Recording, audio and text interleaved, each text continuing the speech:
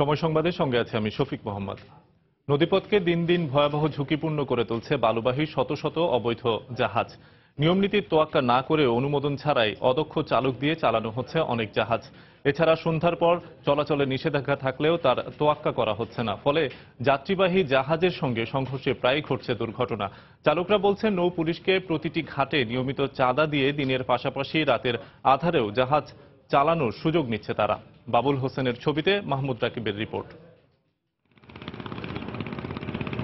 দেশের প্রায় 4000 কিলোমিটার নৌপথে পরিবহন করা মালামালের মধ্যে সবচেয়ে বেশি আনা নেওয়া করা হয় বালু ও পাথর, যা পানি ছুঁই ছুঁই এসব বাল্কহেড নামের জাহাজে দেশের এক প্রান্ত থেকে অন্য প্রান্তে নেওয়া হয়। বালুবাহী এসব জাহাজের বেশিরভাগেরই নেই কোনো অনুমোদন। বাল্কহেডগুলো নৌলের না মানায় বিভিন্ন সময় দুর্ঘটনা ঘটছে বলে অভিযোগ যাত্রীবাহী লঞ্চের মাস্টারদের। পানির সাথে একদম মিশতে মিশতে দেখা যায় না, অনেক সময় নেভিগেশন লাইট থাকে না, ওরা ব্যাপার চলে ডান বাবু বুঝে না, তো ডানে যাবার দরকার ডানে গেল না বামে গেলে যে কোনো একটা জাহাজ লাগতেই পারে। এবার দেখা যাক কিভাবে চলছে অনুমোদনহীন এসব বালুবাহী বাল্কহেড। 19 থেকে 23 এপ্রিল বুড়িগঙ্গার কিছু খণ্ডচিত্র। দূর থেকে ক্যামেরার চোখে দেখা যায় নদীতে চলা প্রতিটি মালবাহী জাহাজের কাছে যাচ্ছে একটি করে ট্রলার। পাশাপাশি যেতেই বাল্কহেডের চালক বিনা বাক্যে কিছু একটা দিচ্ছেন ট্রলারের যাত্রীদের হাতে। কাছে গিয়ে দেখা যায় ট্রলারের যাত্রীরা আসলে নদীপথের নিরাপত্তার দায়িত্বে থাকা পুলিশ বাহিনীর সদস্য।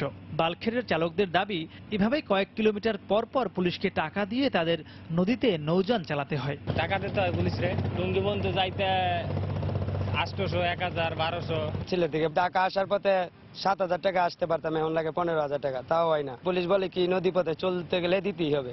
টাকা যদি না দেয় তাহলে আমরা উপরে অনেক জুলুম করে, কাগজ ঠিক থাকতে হবে, বডির ঠিক নাই। পুলিশ যদি চাঁদা না তাহলে সন্ত্রাসীরা কেটা ফিরাইব।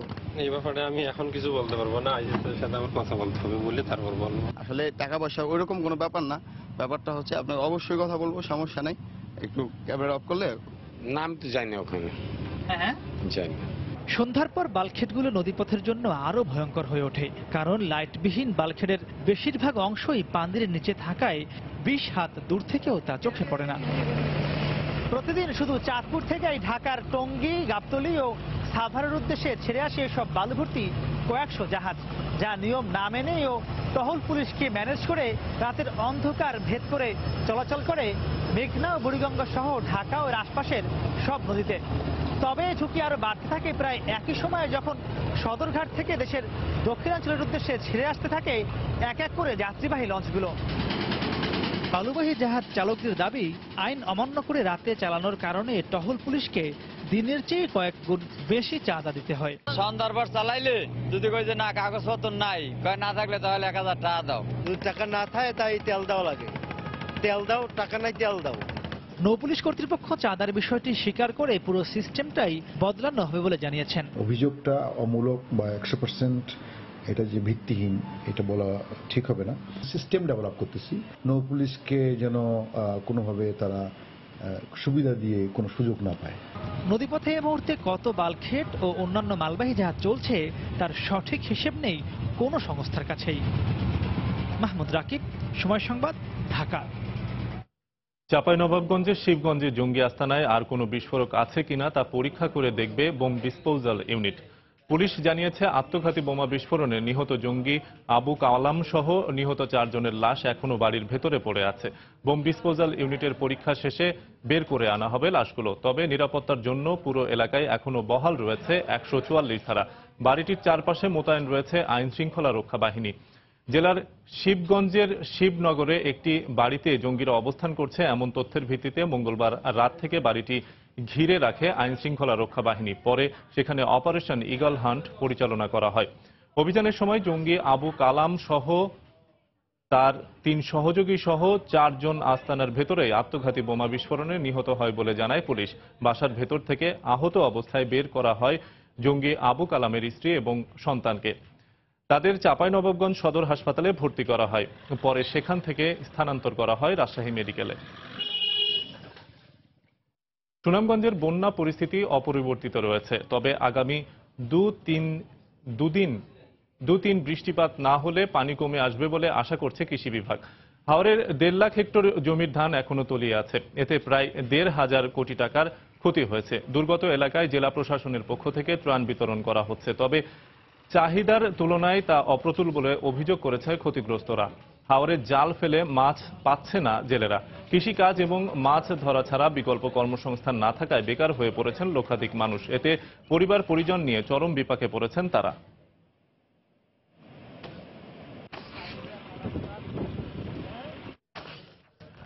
হাওরবাসীর পাশে না দাঁড়িয়ে বিএনপি রাজনৈতিক বক্তব্য দিচ্ছে বলে মন্তব্য করেছেন আওয়ামী লীগের সাধারণ সম্পাদক ওবায়দুল কাদের। শেখ জামালের জন্মদিন উপলক্ষে সকালে রাজধানীর বনানী কবরস্থানে ফুল দিয়ে শ্রদ্ধা জানানো শেষে সাংবাদিকদের প্রশ্নের জবাবে তিনি এ মন্তব্য করেন। তিনি জানান, হাওরে যাতে এ ধরনের দুর্যোগ আর না আসে সেজন্য ভবিষ্যৎ কর্মপরিকল্পনা নিয়ে এগোচ্ছে সরকার। ভবিষ্যতে যাতে এ ধরনের বিপর্যয়ের পুনরাবৃত্তি না ঘটে সে ব্যাপারে আমাদের সরকার সক্রিয়ভাবে পরিকল্পনা করছে। মির্জা ফখরুল বললেন শেখ হাসিনা আগে গেলেন না কেন? আমি মির্জা ফখরুলকে প্রশ্ন রাখতে চাই, আপনার নেত্রী খালেদা জিয়া গেলেন না কেন? একটা সময় করে স্পেস করে যেতে হবে, সেটা তিনি করেছেন এবং তিনি যাচ্ছেন। কিন্তু আমার প্রশ্ন, বেগম খালেদা জিয়া বিরোধী দলে আছেন, তার কি কাজ আছে? দেশের বাইরের খবর। পাকিস্তানের উত্তর এবং পূর্বাঞ্চলীয় এলাকায় মার্কিন ড্রোন হামলায় 7 জঙ্গি নিহত হয়েছেন। দেশটির কর্মকর্তারা জানান, বৃহস্পতিবার পাকিস্তানের আফগান সীমান্তের লাওয়ারা মাসদি এলাকায় উত্তর ওয়াজিরিস্তানের দুর্গম অঞ্চলে ড্রোন হামলা চালায় মার্কিন সেনাবাহিনী। এতে তালেবান সংশ্লিষ্ট জঙ্গি সংগঠন তেহরিকি তালেবান পাকিস্তান টিটিপির 7 সদস্য নিহত হয়। নিহতদের মধ্যে জঙ্গি গোষ্ঠী 2 জন কমান্ডার রয়েছে বলে জানায় স্থানীয় গোয়েন্দা কর্মকর্তারা। তারা হলেন আব্দুর রহমান এবং আক্তার মোহাম্মদ। ডোনাল্ড ট্রাম্প যুক্তরাষ্ট্রের প্রেসিডেন্ট হওয়ার পর দ্বিতীয়বারের মতো পাকিস্তানের ড্রোন হামলা চালালো মার্কিন সেনাবাহিনী। এর আগে চলতি মাসের মার্চ মাসে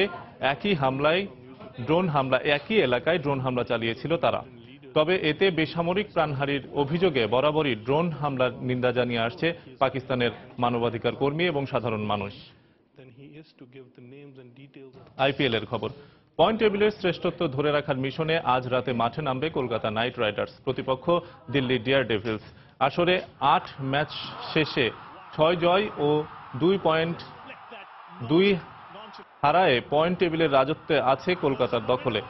রয়্যাল চ্যালেঞ্জার্স বেঙ্গালুরুর বিপক্ষে বড় জয়ের পর শেষ ম্যাচে রাইজিং পুনে সুপার জায়ান্টকে হারিয়েছে তারা। এবার দিল্লিকে হারিয়ে নিজেদের আধিপত্য ধরে রাখতে চায় গম্ভীরের দল।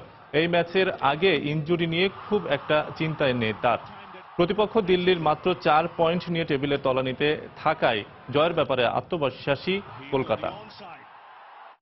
এই ছিল এখনকার মতো। যে কোনো খবর পেতে ভিজিট করুন সময়নিউজ.tv আর সঙ্গে থাকুন সময়ের।